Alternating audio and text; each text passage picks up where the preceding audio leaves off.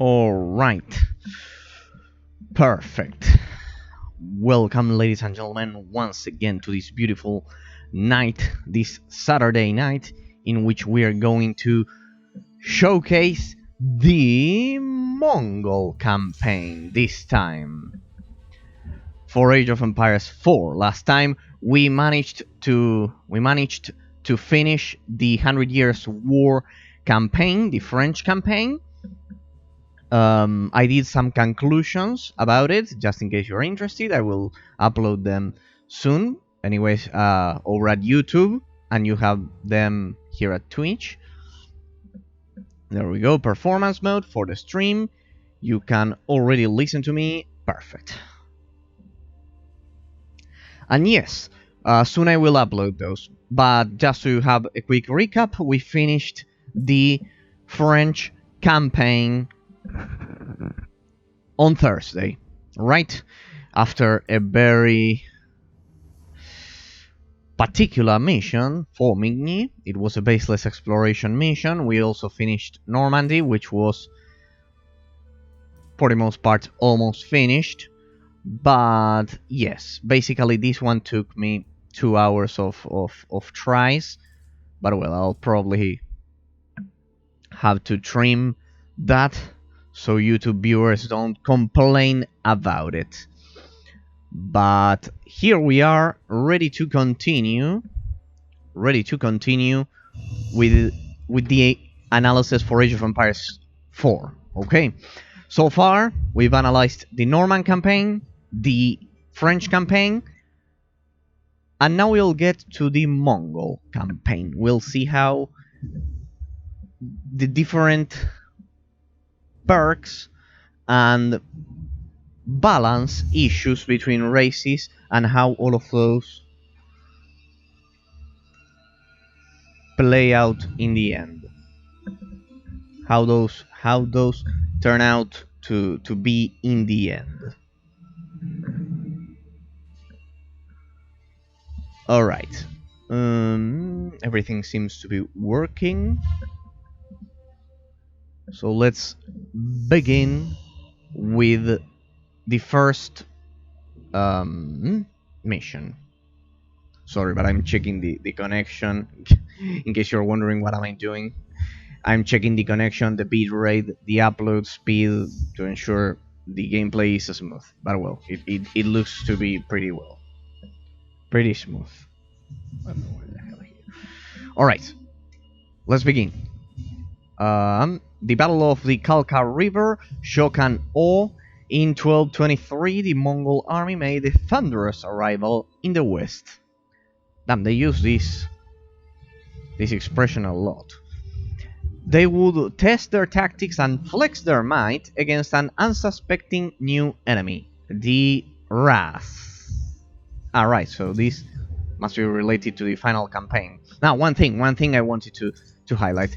The French campaign had 8 missions in the end. 8 missions, not 10. And while the English campaign had 10 missions. Okay, so this one had 2 less. Alright, so let's begin. I'm wonder how they will... How will they manage this campaign? Let's see.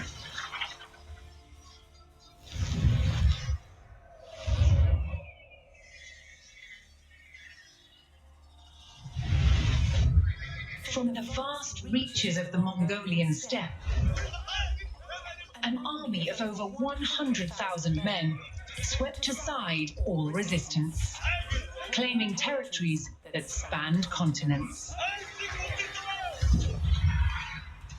Their leader, Genghis Khan, proclaimed his life's ambition was to unite the world under one empire.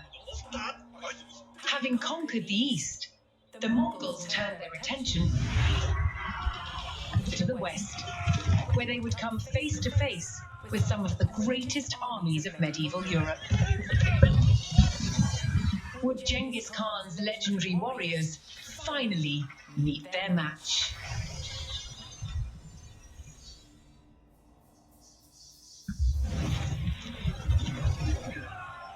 It continues. By 1221, the Mongols had taken cities throughout Asia, generating vast amounts of tribute from those they conquered. The West, however, was still an untapped resource.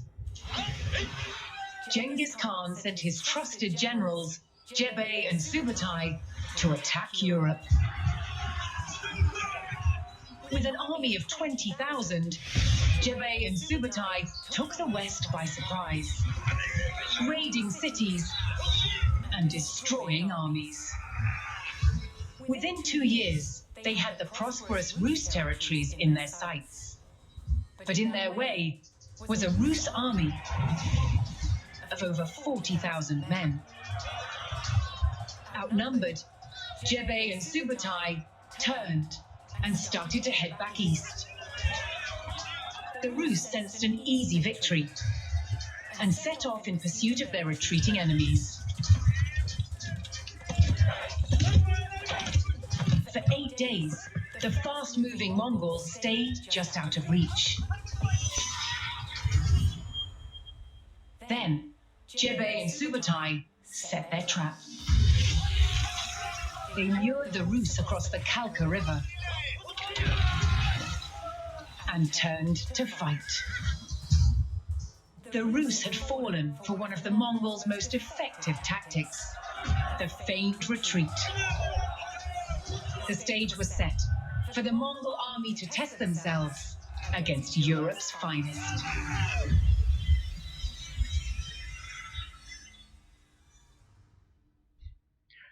Europe's finest. Last time I checked, only a very, very small portion of Russia was close, let's say, to Europe. But well, I'm the ignorant. I'm sure I'm the ignorant. The great Mongol tactician General Subutai lured the Rus army to a battle site he had carefully chosen, the banks of the Kalka River. Sorry, I'll be a bit lost here. My knowledge of history only extends to Europe, doesn't get beyond that. America and Europe. North, South America and Europe. No more. Well, we all have our limits. But well, it will be interesting. It will be interesting. Let's see, I want to see the balance between this race and the rest. Also, what a curious way to call it. Feign retreat. Now we call that what we usually do in multiplayer matches, which is the baiting. Now we call it baiting.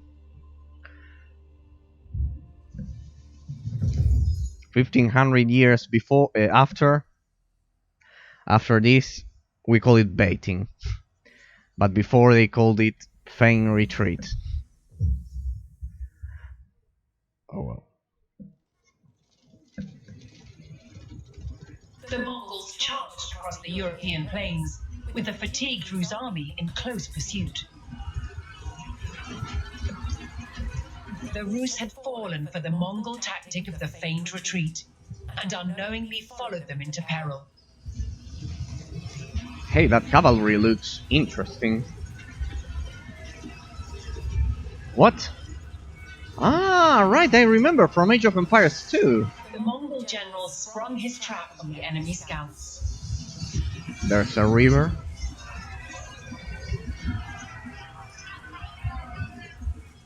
Hey, mounted archers. General Subutai crossed the Kalka River. Here, he would stage a full-scale ambush on the vast Rus army.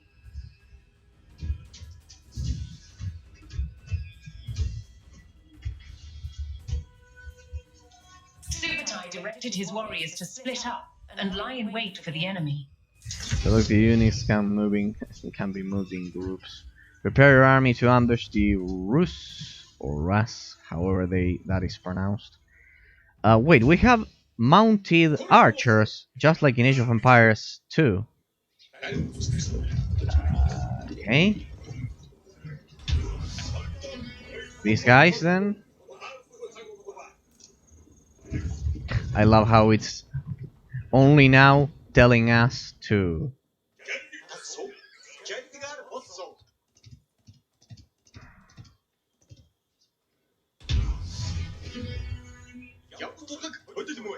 use control groups. Let me guess, we have to cover the other part of the... Move some units to the western ford. You got it.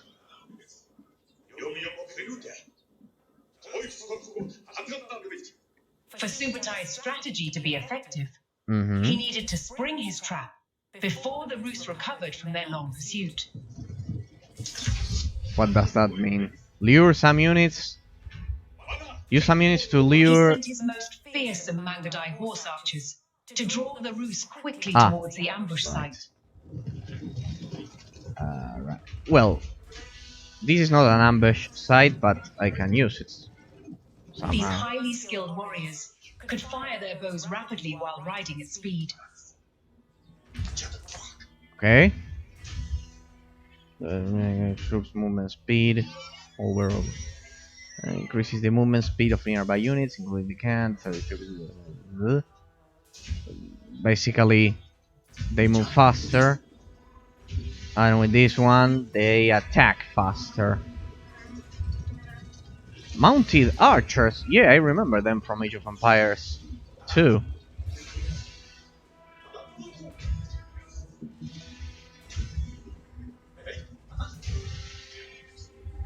Can I use the forest?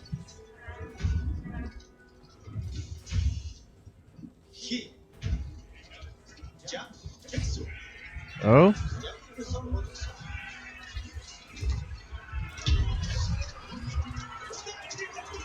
Ah, they move and attack. The Mongol provocation was effective, and the Rus hastily pursued. Well, anyways, they're extremely slow. I can go for reload speed. Ah, well, this is pretty cool. The Rus army had fallen for the feigned retreat and rode straight into the Mongol ambush.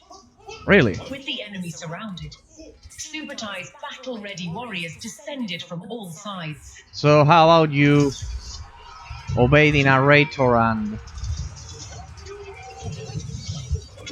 help me? Where are these guys? There's one of them chilling over there at the back. But those are spearmen. How about you take care of the archers instead? Okay. I guess we were meant to do something else.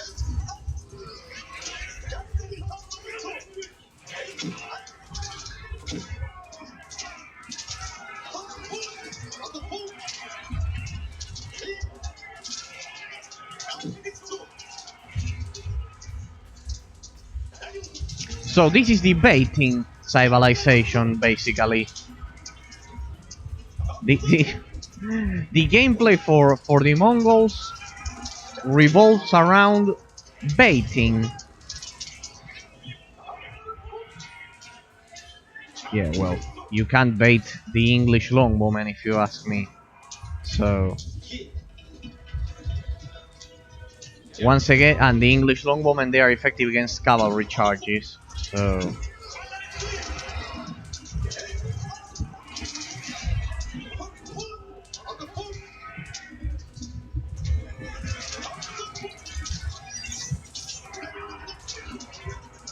we are meant to do this, I guess. Clearly something went wrong, but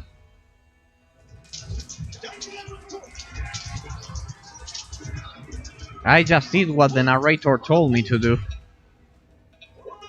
I just did what the narrator told me.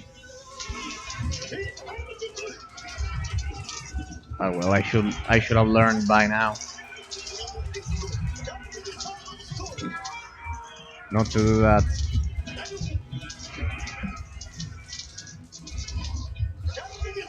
Great, but we have archers here. Eliminate all incoming routes.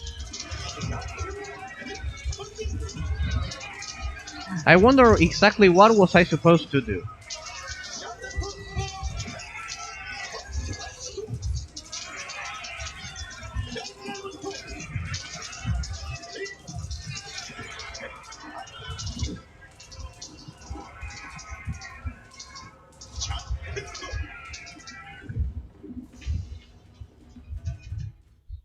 Let's reload because this is taking way too much time.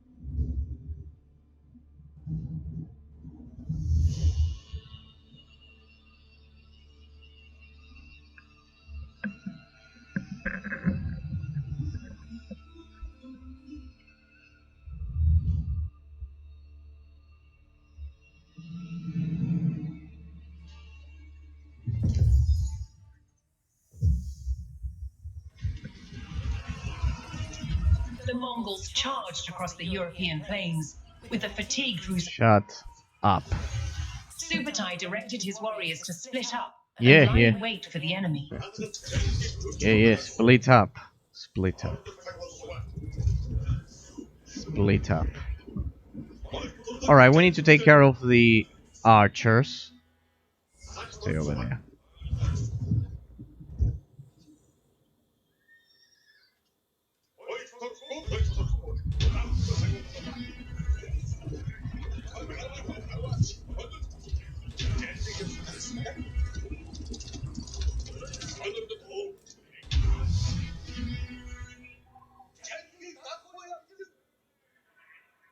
Whatever. Ras army arriving from the west. Well, I have a better idea. I have a much better idea. We have already tried with with obeying the narrator, and now we're gonna try doing whatever we want. Alright. Now we're gonna try doing whatever we want. I believe that deer is bagged, but well.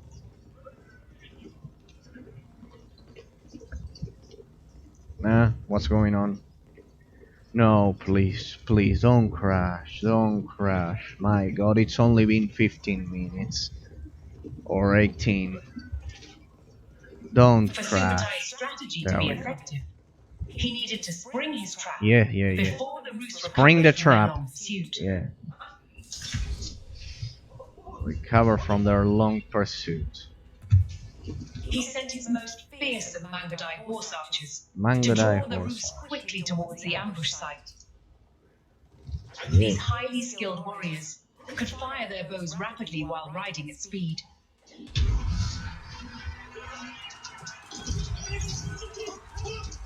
The Mongol provocation was effective, and the Rus hastily pursued.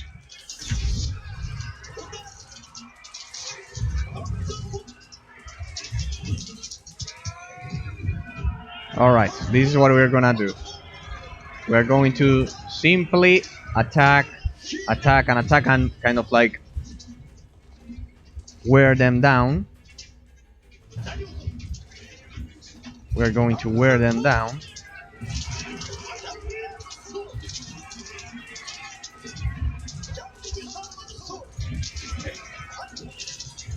Absolutely ignoring the narrator and the instructions, and then we will use the rest of the cavalry to take care of them.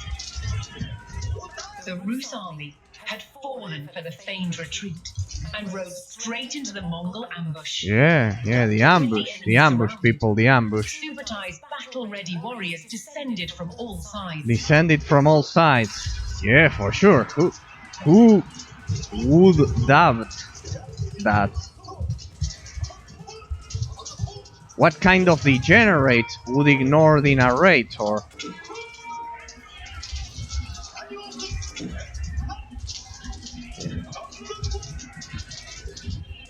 As long as those idiots don't attack.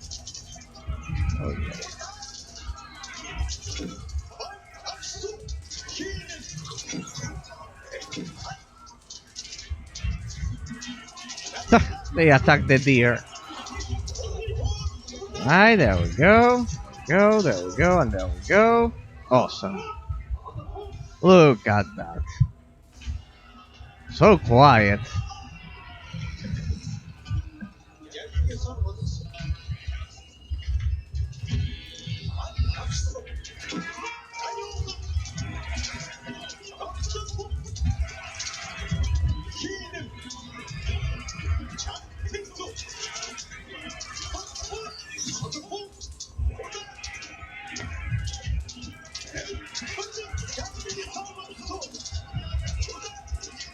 Damn, if there's something which somehow increases the range for these units, well, they are quite powerful.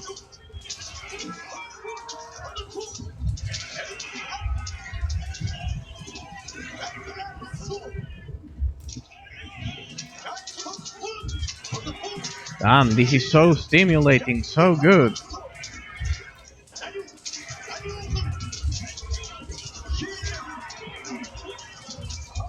Why don't you use the rest of your troops? Well, I did that, just like the narrator said, and there you had the result.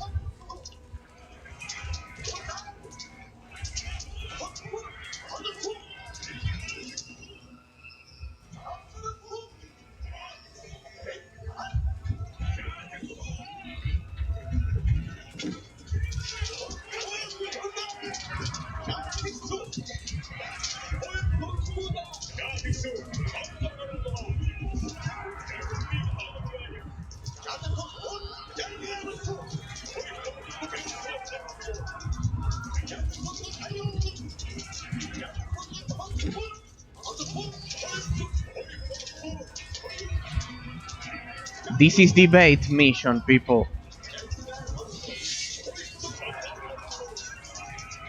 So many spearmen. Well,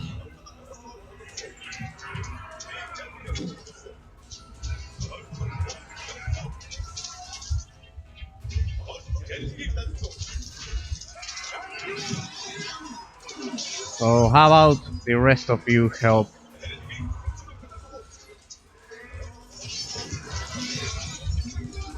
Or was I meant to do something different somehow?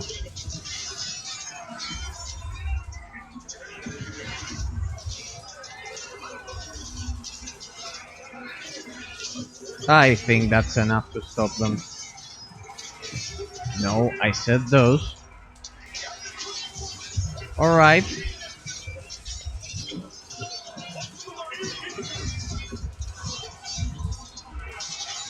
I believe that's enough.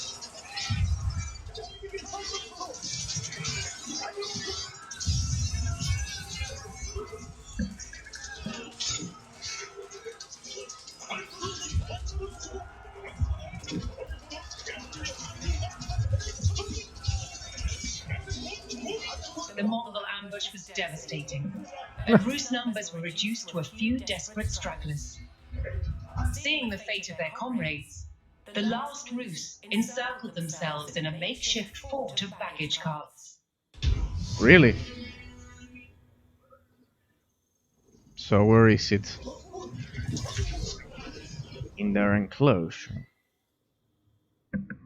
What the... What's this?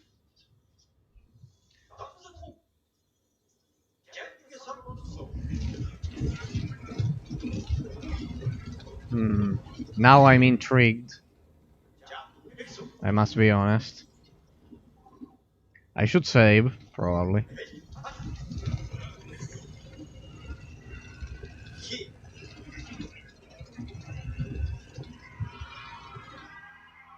Okay. What do we have here? And how's that going to help them?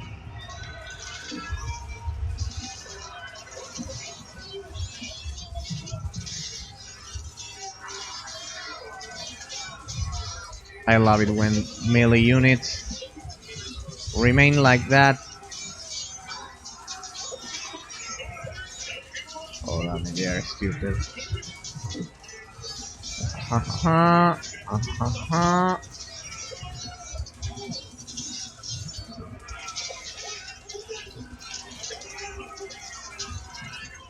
love it when melee units kind of like behave like the Zerglings and they don't.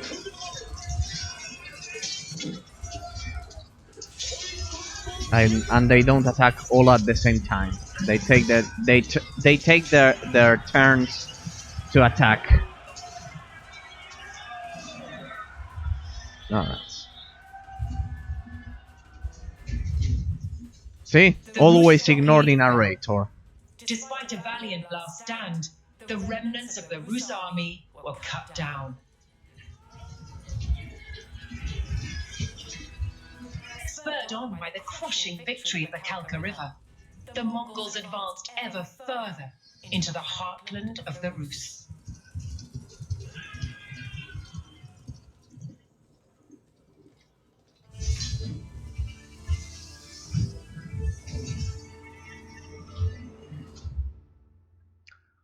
Awesome. But remember, always ignore the narrator.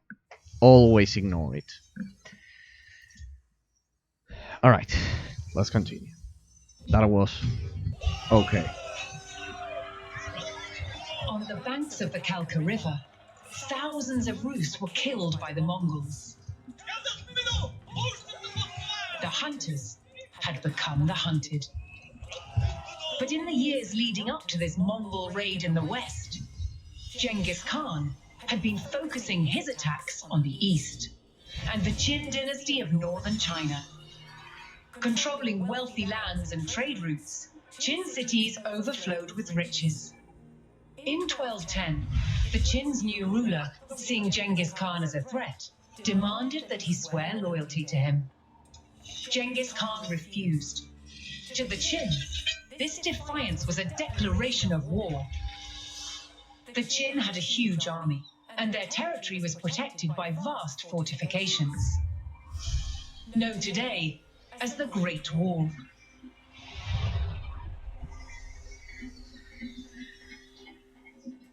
The Mongols had never faced a more formidable enemy. Genghis Khan knew the only way to defeat the Qin would be to take their heavily defended capital city, Zhongdu, on the other side of the Great Wall. Genghis Khan would be committing his people to a long, hard war. Would the rewards be worth the cost? For answers, he looked to the gods. Climbing a sacred mountain, he prayed to the eternal sky.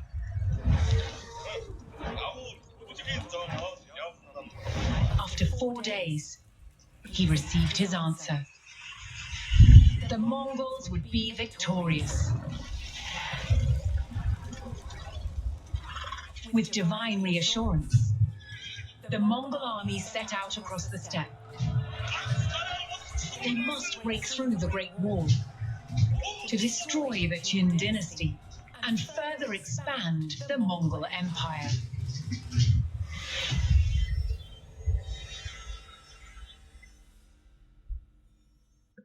We should have brought artillery for this, but well. Hey, is it me or the timeline went back in time instead of going forward? Yeah, it went backwards. Look at that. Genghis Khan's bid to expand his empire had brought him to the Great Wall of China, but in his path to the wall stood the mighty Jin fortress of Sanjiako. Well, don't ask me to pronounce that properly. more or less, I could somehow understand the units in French, some parts of it, let's say 50%, 60%. The ones which were speaking in English, yes, I could. Stack, try lowering the difficulty. That's the worst tip any game could ever give to you. Always crank up the difficulty to maximum. If you need a month to overcome a level, spend a month. Trust me, it will be much more rewarding learning that level by heart than playing more games. Trust me. That's the true path of the real player. No, actually, that one was a joke, but well. No, really. Play them on hard mode. The games are meant to be played on hard mode. It's much more rewarding than playing more games The Qin fortress of Shanjaku with your time. blocked Genghis Khan's path to the Great Wall.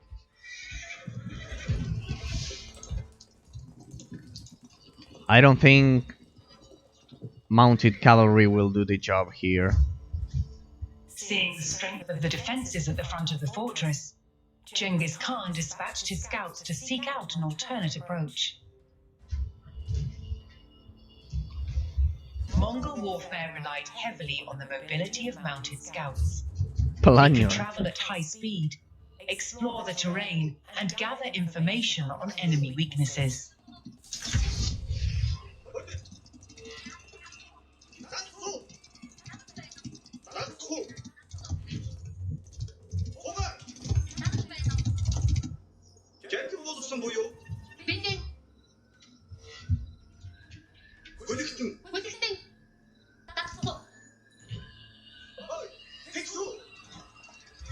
The Khan's swift riders advanced up the steep mountain, discovering a hidden path above the Qin fortress. Yeah, but I see wolves.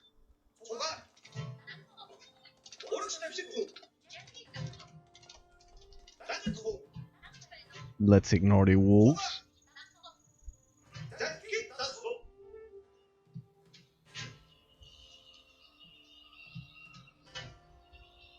More wolves.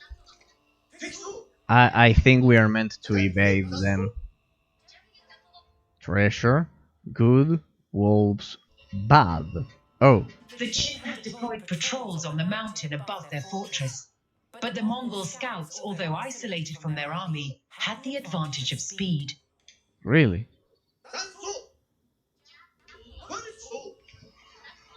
The wolves are killing these guys.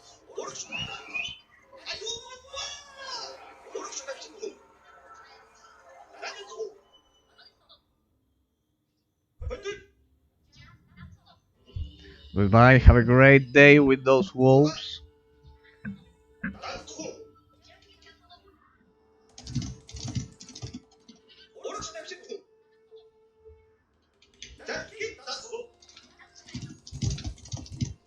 The terrain looks pretty good here. Oh. Well, we're not getting through that.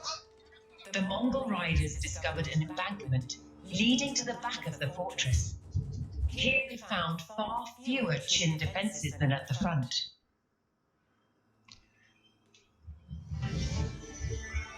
Learning of the weak defenses at the back of the fortress, Genghis Khan saw his opportunity to attack. Oh, is that him? Yes. The Mongols began their ride to battle.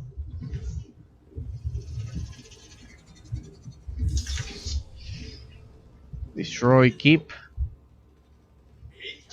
If the Mongols took the fortress, they could freely advance on the Great Wall. The armor.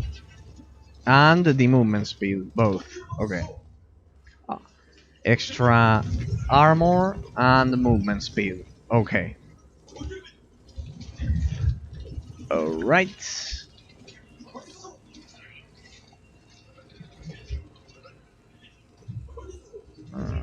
Pathfinding seems a bit weird here at the cliff. Cliffs are always the enemies of RTS games. They always have somehow strange pathfinding. Alright, the wolves. I wonder if these guys are still having fun with the wolves here. No, looks like... There you go. Optional, collect 2,000 resources by burning buildings. Ah, there they are.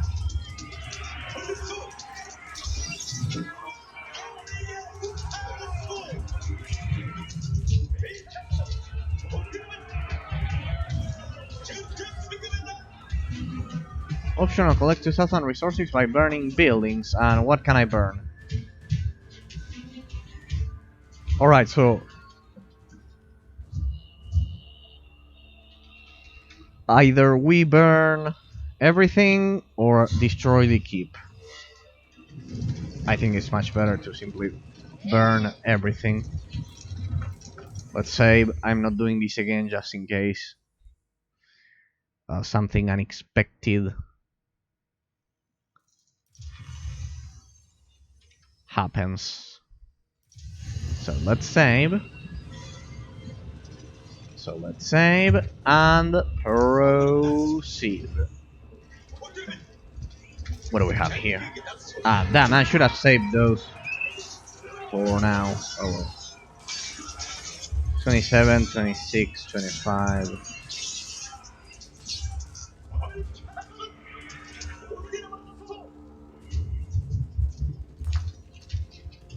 Mongols gain food, wood, and gold when burning enemy buildings start burning. But when they are destroyed, the Mongols burned the enemy building, claiming valuable spoils from the ruins. what? That's pretty strange. I wasn't expecting this mechanic. Let's go for the banners. That's a strange.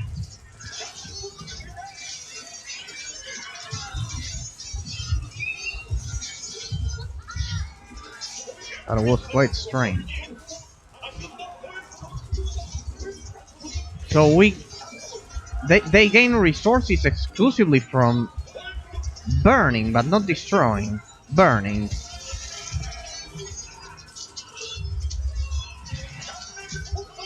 That's a strange.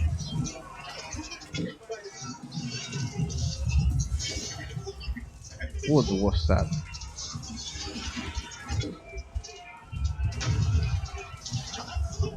Yes, when they burn. Damn, that keep is...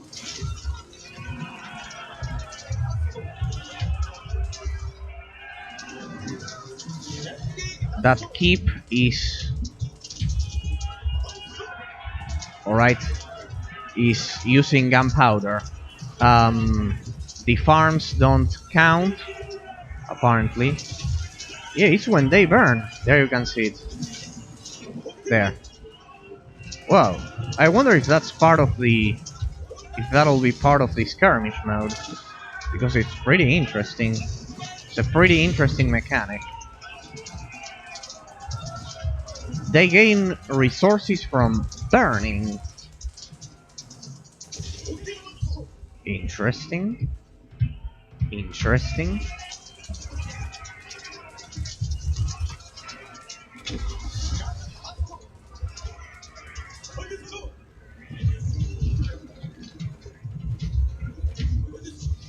Alright, but we still have to destroy the keep. We still have to destroy the keep.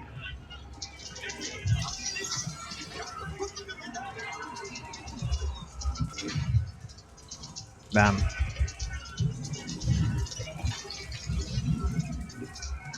Damn. That thing is killing our guys. Damn. Yeah, it's burning. Give me the resources.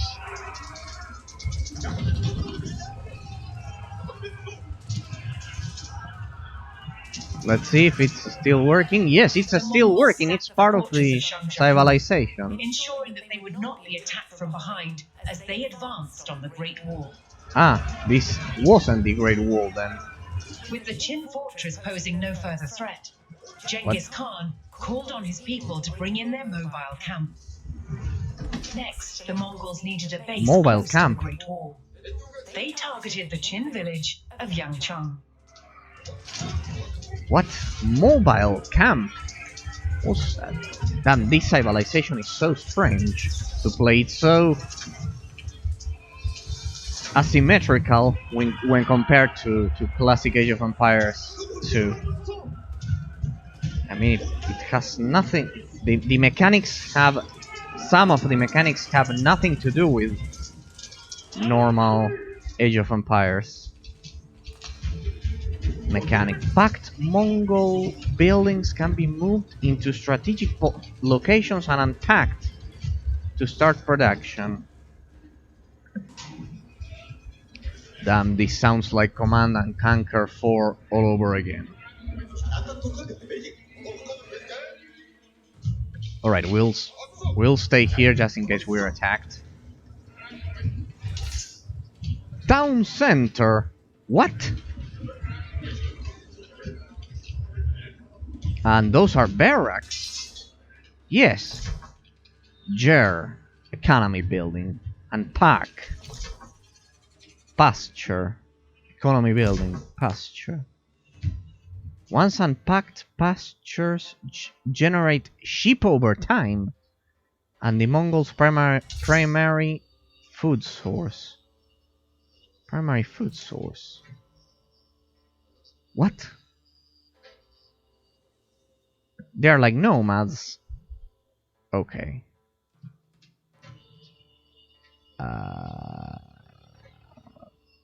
Right. We will place the town center here.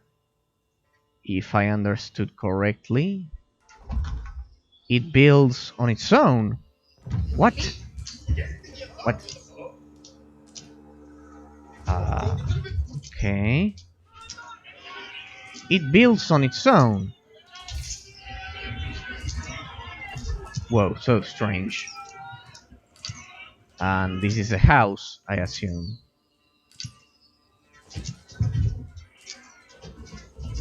These are the barracks. Once unpacked, jars allow villagers to drop off collected resources of any type. Can I pack it up? Yes. What? Damn, that's so strange. Well, this one should. Sorry, I'm just discovering this civilization.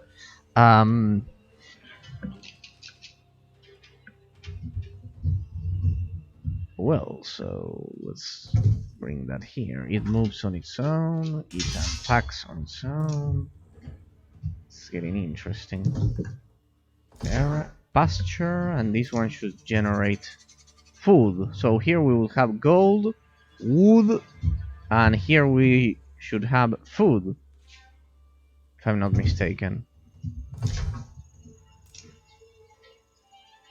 So, and they are both close to those, so this is the drop-off point. Ah, they are all concentrated here, the upgrades.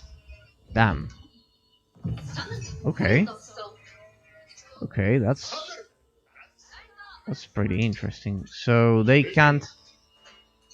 Ah, they can't build farms. Let's go for stable. Hearing of the Mongol advance, nearby no, wait, I'm not ready. Attacks, hoping to weaken Genghis Khan's army. No, wait, I'm not ready. Optional, stop gene raids by destroying outlying villages. No, wait, I'm not ready. I'm still exploring this. Mongols construct oboes on stone outcroppings to harvest stone and improve nearby building protection. What? Oboes. Sorry, I'm a bit lost. Oboe. Economy building, massive buildings on the stone outcropping. Damn it, this is so strange. But it would be like this.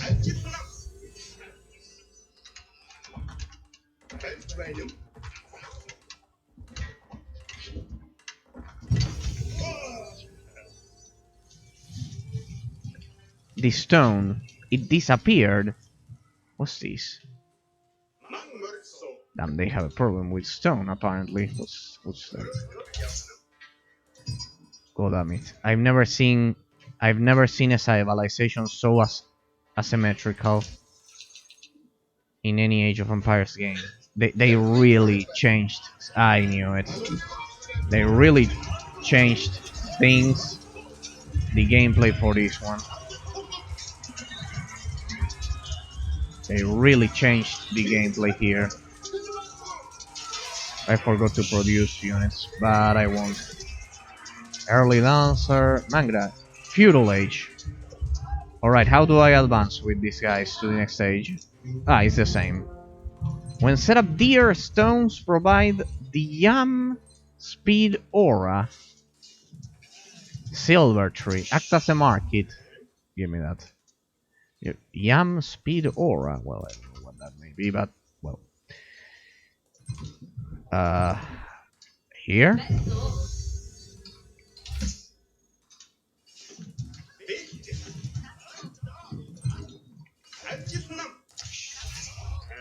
Damn, this is so strange. Sorry that I'm playing so slow, but it's so different to what I'm used to play, or what I played for 20 years in Age of Empires.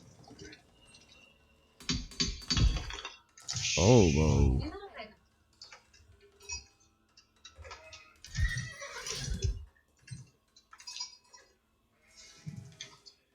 It consumes a lot of food. The Mongol cavalry. I think it's more expensive than high movement speed. Weak versus melee units. What? Then what's the point? Spearman, infantry excuse. Okay. Let's go for salmon throat. Do we have monks or something?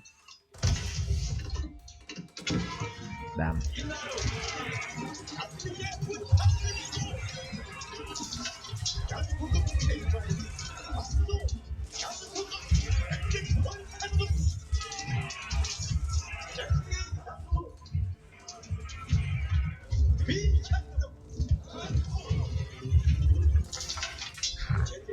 So the stone is automatically generated after you construct that building. They can't go for farms, but they produce sheep. I guess that limits the production of food. Well, no, because you can create more of those and more sheep are gonna spawn. Then we have this. They put a lot of effort into this one. I wish they had done the same for the French, but well. And we'll go. Hey, we have expensive cavalry with a powerful char, hunted by spearmen and crossbowmen. This is like the French cavalry, more or less. And we'll go for the star of the show. Those mounted archers, which consume what? Gold and food.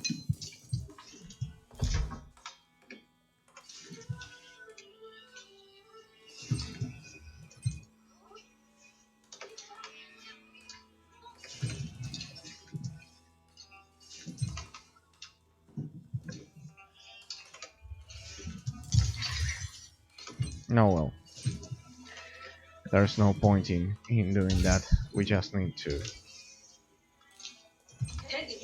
No, come over here. We'll go for. Now that we've somehow explored the options here. No. Go for that one. This one.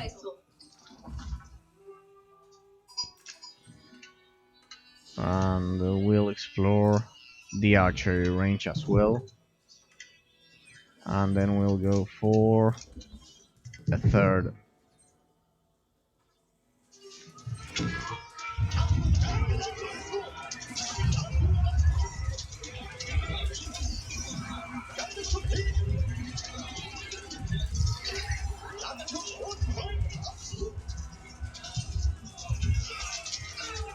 So basically, instead of having farms, they generate sheep.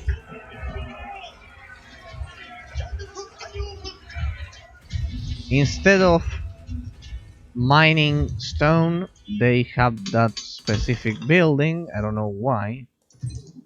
Why is it that stone is gathered so slowly? It's like a gas. It's like a Bespin geyser from StarCraft 2. What's this? Blue marine. Must be within the influence of an ubu or obu. What? Wait, what? They need to be close to that. Why? Interesting. I guess we'll learn as we play. 3 and 4. 4. Go for that. Go for that, and then, well, let's see. So it has to be constructed here. And here we just have times archer multiplied by 2 times 2. Buildings must be within the influence of an oak. This one as well. God damn it.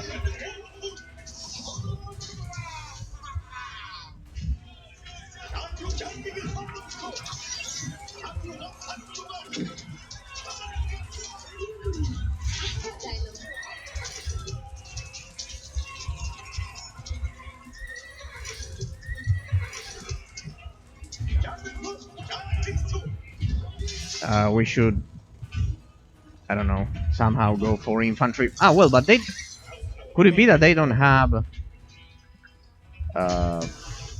standard infantry? Could it be?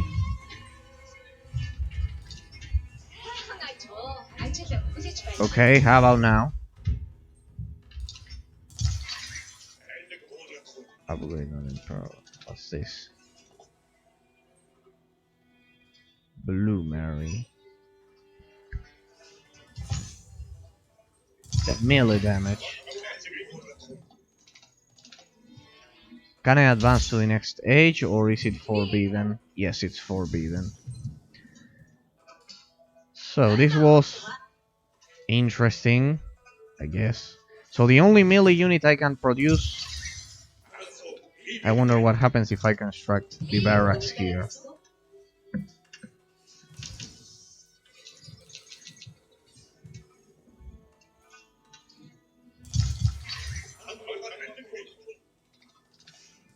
So the only melee option I have... No, wait. What am I doing? I do have another melee option. The cavalry.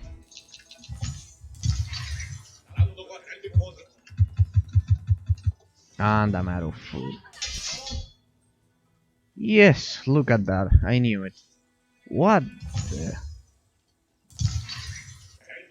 Produces 2 spearmen. Okay. This is a... I'm having flashbacks to playing the Russians in Age of Empires 3, not 2.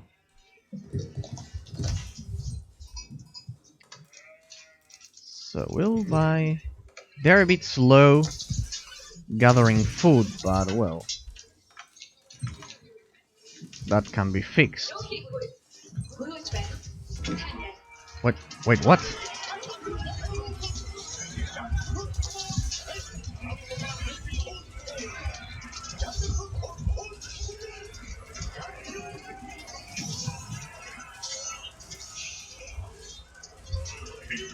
Damn, that guy is... That cavalry is pretty tough.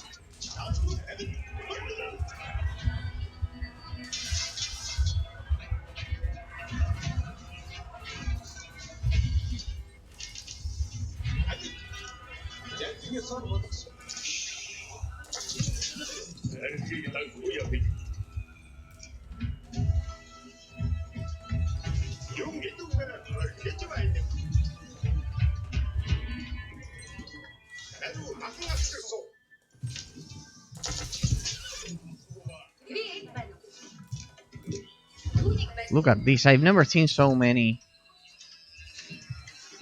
No, not that one. No, no, no, no, no. 200 population. Could it be they don't use houses? Got a ship every 9 seconds. Eventually, will eventually stop producing if too many ships are. Well, of course.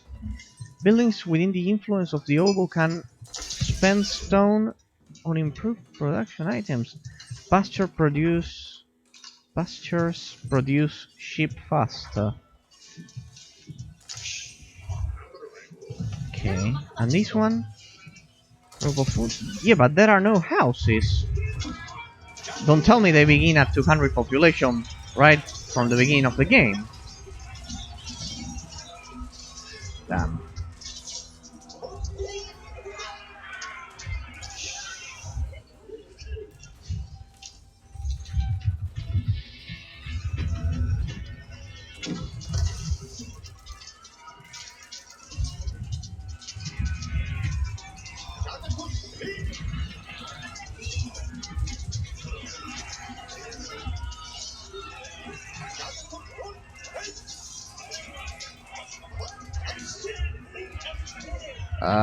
Can they construct walls? Nope. Nope. Looks like they can't.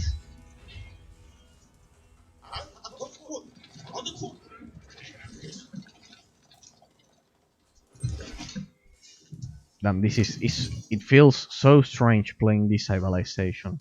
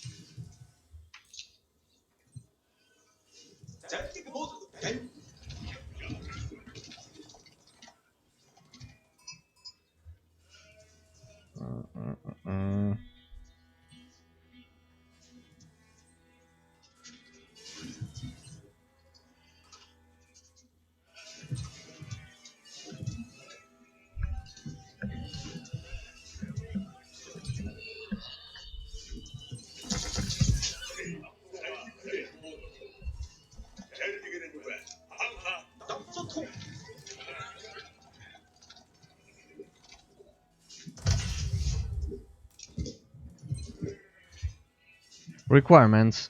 Mongols cannot manually collect or trade for stone. Build an oboe on a stone to automatically collect stone. What?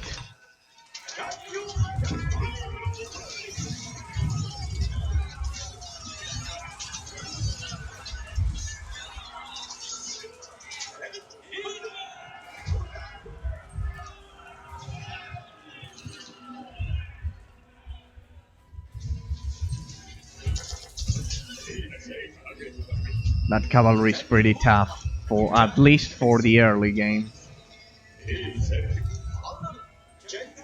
Pay attention that spearmen can't counter them.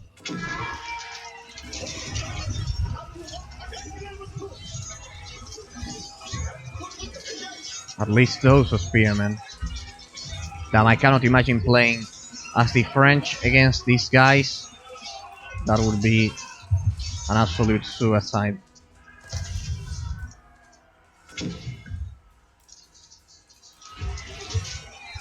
What? I think we are meant to attack by now, but well.